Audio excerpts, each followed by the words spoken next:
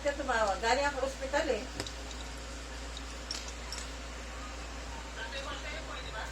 Oo. Ha? Galing nga ako ospital oh.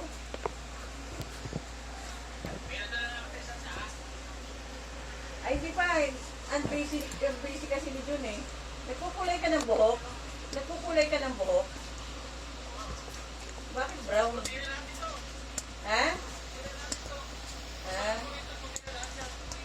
Ah, ganun? Hindi ko pa nakikita kasi ang daming meeting ni Jun.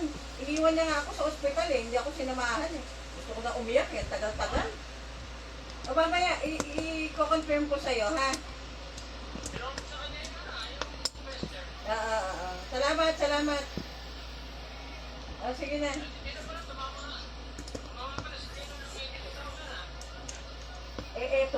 Eto nga ang siste.